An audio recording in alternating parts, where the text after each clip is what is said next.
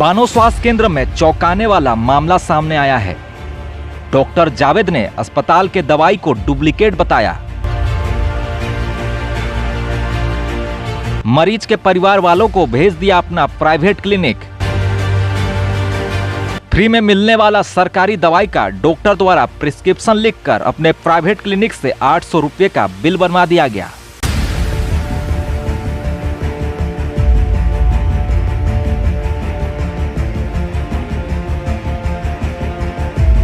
मेरा हस्बैंड का ट्रीटमेंट के लिए हम सामुदायिक स्वास्थ्य केंद्र बानो लाए थे, तो डॉक्टर जावेद आलम के द्वारा हमको कहा गया कि मैडम यहाँ पर जो आप ट्रीटमेंट कराते हैं वो यहाँ सही दवा नहीं मिलता है, तो अपना क्लिनिक जो हम खोले हैं पुराना प्रमुख के बिल्डिंग में, तो वहाँ से आप ले लीजिए, हम दवा लिख रहे हैं।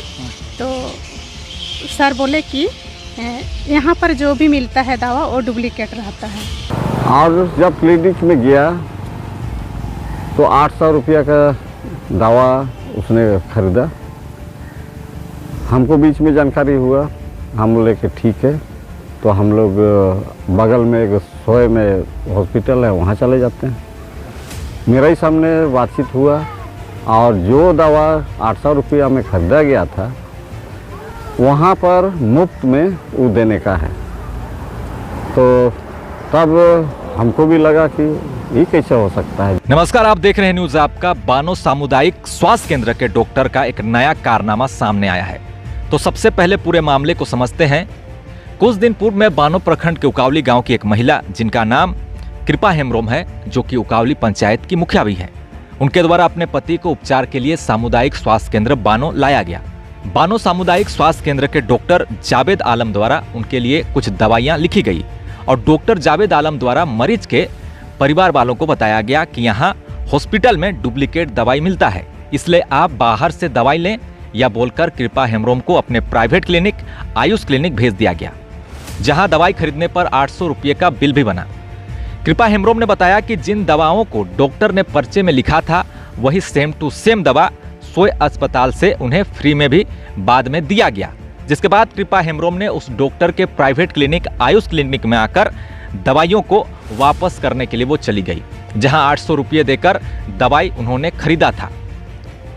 पर इस डॉक्टर के प्राइवेट क्लिनिक में आने पर और भी चौंकाने वाला चीज देखने को मिला। सबसे पहली चीज, इन्होंने दवाई देने के बाद बिल का पर्ची नहीं दिया था, और जब दवाई वापस करने की बात बोली गई और पैसे मांगे गए तो इस लड़के द्वारा कहा गया कि जिस रजिस्टर में मैंने दवाई के दाम लिखे थे और हिसाब लिखा था वो अभी यहाँ पर नहीं है, रजिस्टर लाने के बाद दवाई वापस करके पैसे दिया जाएगा।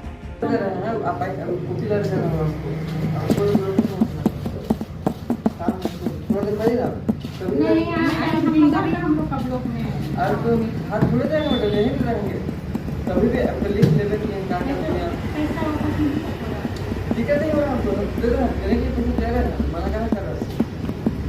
पहले हम कैसे कार लगा के लगा के हमारे को चलते हैं ये उस समय ये तो मेरे पास यहाँ नहीं है ना, तो उसको करेंगे कंप्यूटर रूम पे रखना है।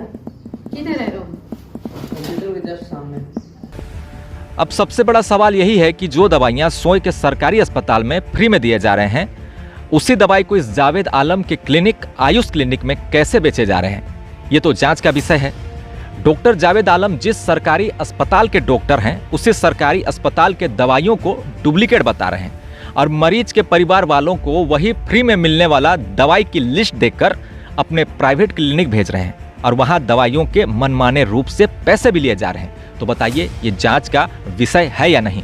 इस पूरे मामले को देखकर एक गरीब आदमी सोच में पड़ गया होगा कि अगर वो बीमार पड़ जाता है और इस अस्पताल में भर्ती होगा तो डॉक्टर द्वारा ये कहा जाएगा कि यहाँ डुप्लीकेट दवाई मिलता है, आप मेरे क्लिनिक से दवाई ले लें।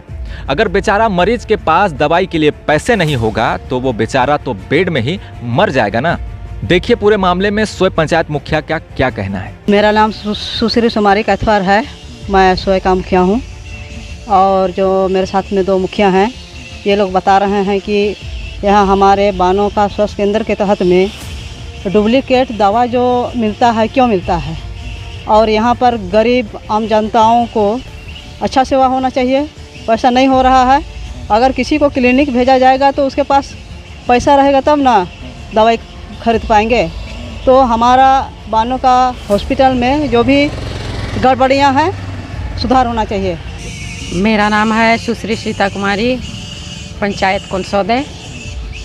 हम लोग दोनों मुखिया साथ में ट्रीटमेंट के साथ मैंने उनके हस्बैंड के साथ में थे और कराए भी। तो डॉक्टर वहाँ जो भी दवा दिए तो वहाँ पर तो 2 टैबलेट मिला था शायद, उसके बाद बाकी टैबलेट मेरा चैम्बर से मिलेगा। यहाँ तो आपको मैंने डुप्लीकेट दवा मिलता है, तो मेरा चैम्बर से ले लीजिएगा बोल के। कृपा हेम्ब्रम, मैं उकौली पंचायत से हूँ और मेरा हस्बैंड का ट्रीटमेंट के लिए हम सामुदायिक स्वास्थ्य केंद्र बानो लाए थे।